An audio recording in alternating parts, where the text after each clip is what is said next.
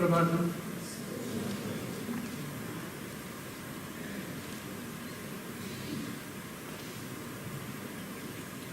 Today we have started Bhakti Yoga Shloka Sangraha. So I will take up the first verse.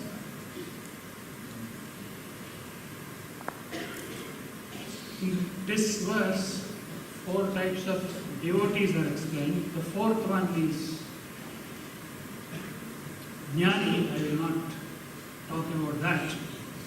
The first 3 are supposed to be practitioners. People who are on the path can be of 3 types. Here literally what he says is 4 types of people come to me. Come to me means come to the concept of God, but it applies to everything in general. Now for those 3 types of people come to Prashanti also.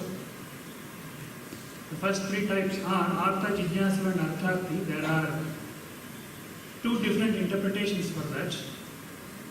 I will cover only one interpretation. In one interpretation it is Artha means somebody who is into distress, some problem, and therefore he approaches God. Jijnasu means somebody who wants to know what God is. He is no more satisfied with stories on God. He wants to know what actually is. And Artharthi means somebody who approaches God for his worldly accomplishments, to increase his well-being, to increase money or whatever. This is one interpretation of those 3 words.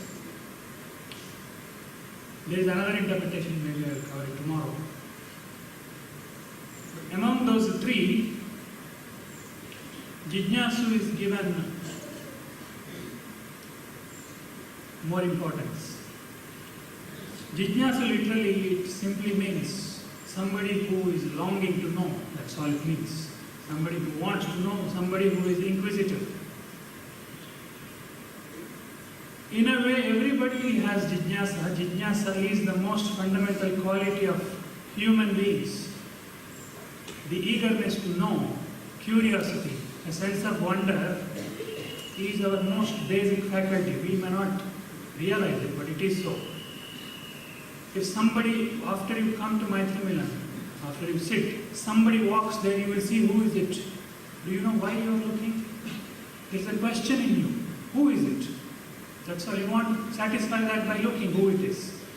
There is an inquisitiveness always running in us, but it is being used in all possible directions erratically, and therefore it is not channelized. The power of inquisitiveness is inbuilt in human beings. In fact, in Sanskrit, the word Manushya means somebody who wants to know. Manushya comes from the root word called Mana, and Mana means to know. So Manushya means somebody who wants to know, who is eager to know things. Animals are not eager to know. Once their survival is taken care of, they will not go on asking questions with somebody. Who am I and what is this? They will not ask anything. They don't have that power of curiosity. They don't have the power to ask questions. The question mark itself is not there in them, it is absent. Whereas human beings carry a question mark with them, there is a deep sense of question mark. But when that question mark gets expressed, it gets expressed in very erratic, very shallow ways. And therefore, the question does not get channelized properly. When I go to Bangalore to meet my friends or relatives, they know that I stay in a yoga institute and I lecture and practice or whatever.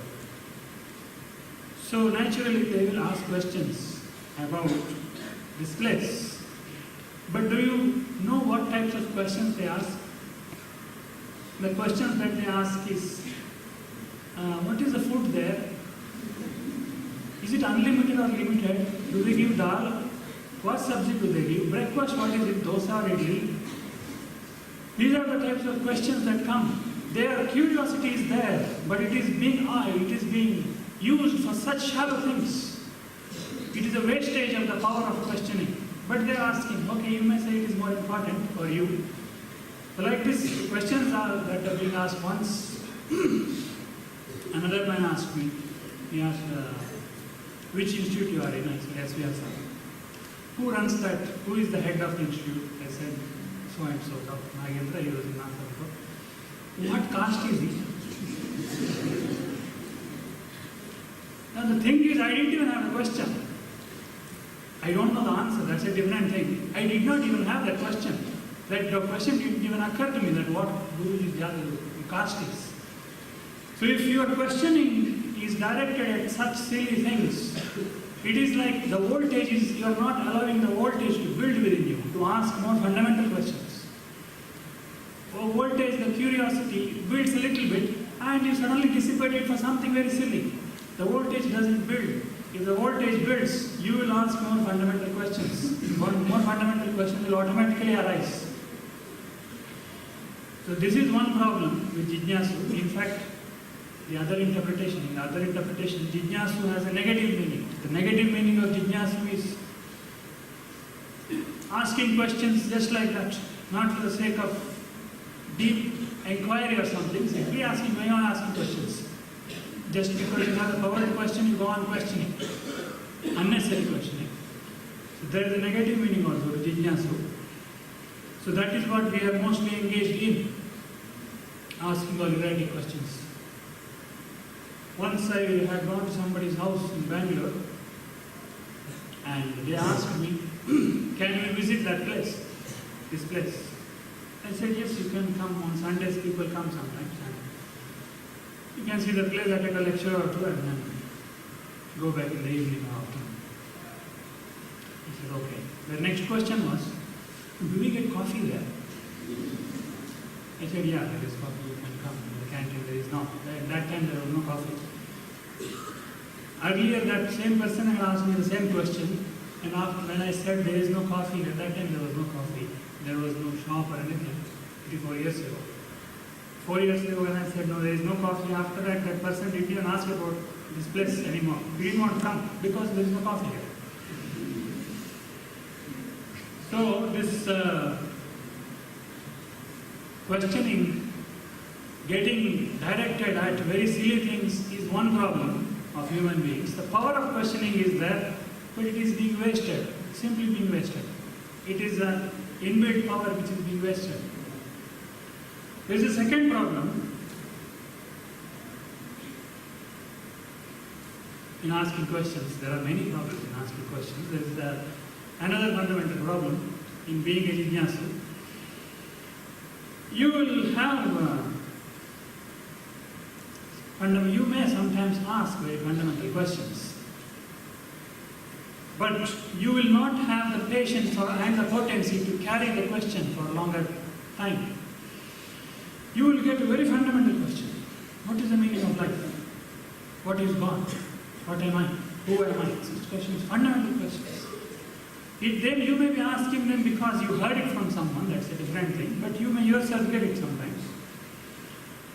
But even after the question comes, even after the question arises in you, there is another problem. The another problem is, see, to have a question, it is not pleasant. To carry a question without having an answer for it, it is not pleasant. If you have a question within you, it is unpleasant. Until you get the answer, you feel uneasy. It is not good to carry the question. So if the questions are more and more fundamental, you will feel more and more unpleasant within you. Because we feel unpleasant, because we feel uneasy with questions, and we also feel little, I don't know, to accept that I don't know, we feel little insulted about ourselves, and therefore we will very quickly yield to some stories. What is God? God is somebody sitting in the heaven and doing like this, it will some story. And after that, you will not have that question, what is God? Because you have a story to fill that answer. So when the fundamental questions come, the other fundamental problem is this, that we will yield to some stories. Vishnu is there in Vaikuntha, Shiva is there in Kailasa, after death we will go there, some stories. And you will live your whole life being satisfied with these stories. The questions die, you will no more be a Jijnasu. I'm not telling Vaikuntha is not there or Kailasa is not there. I'm saying we don't know it. It is not in your experience, and therefore that answer should not satisfy you unless you experience it yourself. Whether it is true or not is irrelevant. But the thing is, I don't know. The thing that I don't know should be very clear within. Only then that intensity of the question will increase. Otherwise it will die down. Some answer will be given and die down. For the sake of your exams, you can write, no problem. If it is asked, what is yoga? You write.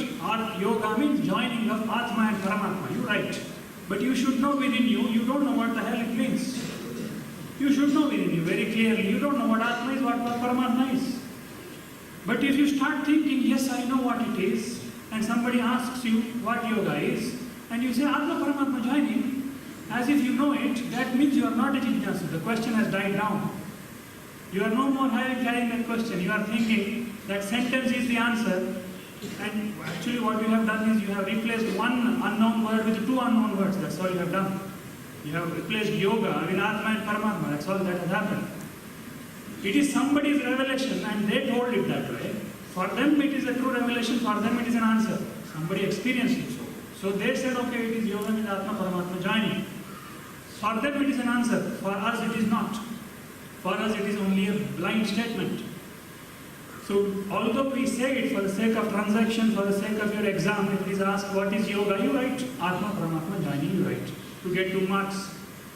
But if somebody asks you personally what is yoga, you should say, I don't know. I really don't know. I know this is yoga, this is yoga, this is yoga, but the core thing I don't know. I still don't know. For the sake of transaction, you make some statements, but within you the attitude should be that I don't know. Only if you clearly go on increasing that, not increase, or go on more and more, acknowledging it more and more, the question will go on becoming more and more intense in you. Only if the question becomes intense, the answers will come. Otherwise, the answers will not. Everyone thinks that someone else is responsible to give us answers. I have these questions. Nobody is giving me answers, Therefore, I am not progressing in yoga. No, it is nobody else's responsibility to give you answers. The only thing you are supposed to do is increase your uneasiness with the question, intensify the question, answer will somehow come. The only responsibility of a Jijnasu is intensify your question. Intensify it to such an extent that you will forget to have lunch, you will forget to sleep. You should have sleepless nights, only then it is Jijnasu. Otherwise it is not. Otherwise it is casually questioning. If you ask somebody, so what is the meaning of life? And then he doesn't answer much, he says, I can't answer now. And you go home, eat till your throat full, and then you sleep peacefully, that means you really don't have the question. The question is not bugging you. You are happy sleeping. You are happy eating and sleeping. So until the question becomes intense in you, nothing will happen. Having a question within means carrying a void, carrying a vacuum. When you create a vacuum, very intense vacuum, what is the nature of vacuum? What is the nature of vacuum? What do you use vacuum cleaner for? When you create vacuum, it gets power to attract, it gets power to suck things. When you become deeply intense with your questions, that means you are becoming more and more empty, more and more intensely empty. Not tamasic emptiness. A sattvic emptiness, a very intense emptiness. If you create that deep vacuum in you, answers will automatically come, because answers will not come from the heavens, answers will come from within only. They don't come from somewhere else. What comes from outside is only a trigger of what comes from outside is never an answer. So if you can create that void within you, intensify it very much, answers will automatically come. Because existence is everywhere, Sat and Chit is everywhere, it is not somewhere hiding somewhere in the corner of the universe. It is everywhere. It is just that we are not carrying a question about it and we think we know what it is, and therefore the actual answer isn't coming. Because we have false answers for the questions, the actual answers are not coming. Now suppose if we ask, who are you? For that question, who am I? We already have many answers. I am this species, I am human being, I am my gender, I am my height, I am my weight. We have so many answers to that question already sitting within. Until those answers are there, the actual answer will not reveal itself.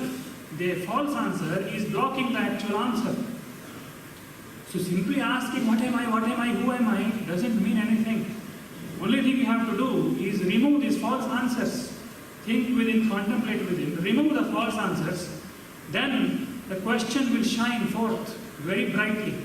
If you remove the false answers, the question will remain alone. If the question remains alone, that means the question has become intense. Now you acknowledge, I don't know what I am. Currently you already have so many answers for it. Subconsciously, consciously, whatever. And therefore simply asking what am I will not do anything. What you are supposed to do is contemplate within and see the distance between you and the body, see the distance between you and the mind. Very clearly see it. It's a process of Jnana Yoga. You will have to take help from outside also, listen to more lectures about it, whatever. So first what we have to do is remove the wrong answers, the false answers which are blocking these questions. If you remove the false answers, the questions will shine forth automatically. The more they shine forth, the more intense your questions become. The answer will one day reveal automatically. It's a revelation. They call it as self-realization. They did not call it as somebody coming and telling you something. So don't think that the world is responsible to give you answers. Nobody else is responsible to give you any answer.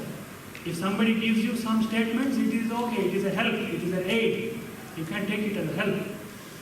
But when you become a jnanasu, you should take complete responsibility of becoming intense with the question and give up this false attitude that no guru is giving me any answer, no teacher is giving me any answer, therefore I am not getting answers, therefore I am not progressing. No, this is tamasic. Giving the responsibility to someone else is not jnana's attitude.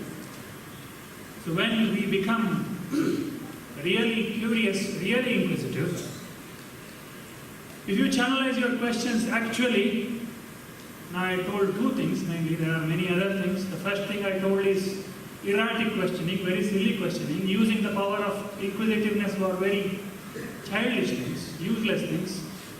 That is one problem in being a jnanasu. The other problem with being a jnanasu is getting fundamental questions but satisfying yourself with some stories about it. What am I? I am Atman. Over. After that, no seeking.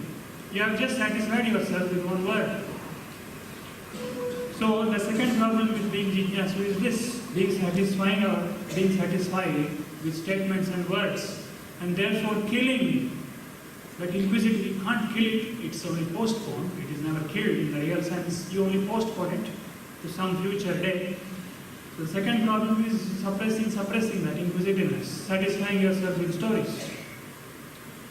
If these things are taken care of, if you don't allow these things to happen, automatically jnanasu will happen. After that you don't have to struggle to concentrate, you don't have to struggle to meditate. You tell me yourself what is your experience. When you have very intense question about something, that is the only thing that occupies your mind. You don't have to struggle to concentrate. Your emotions, your energy, your body, your intellect, the whole thing is now towards that one thing when you are deeply inquiring about something. This one quality, if you intensify in you, that quality of being a jnanasu, if you intensify, all four yogas will happen automatically. You don't have to struggle and look at some object and concentrate on it. If you are curious about something, automatically it occupies your entire mind. The more deeper the inquiry is, the more deeply it will get rooted in the mind. And your emotions also will get channelized. When your questions become very intense, it is very emotional also. It will be very deep-rooted feeling that you are channelizing towards one thing. The feeling of emptiness, the feeling of unpleasantness, you are channelizing. So, if you harness that one quality within, the quality is already there. You don't have to create the quality. Jnana's quality is already there. If you intensify it, if you channelize it properly, all yoga will happen automatically. The only thing what matters is intensifying it. The more intense you make it, the more quickly it will happen. That is why Patanjali said, Tivra Samveganam Asana. If you have intense longing, the end is very near, it's not somewhere far. What matters is the intensity of your longing. The remaining things I will explain tomorrow. Thank you. Oh.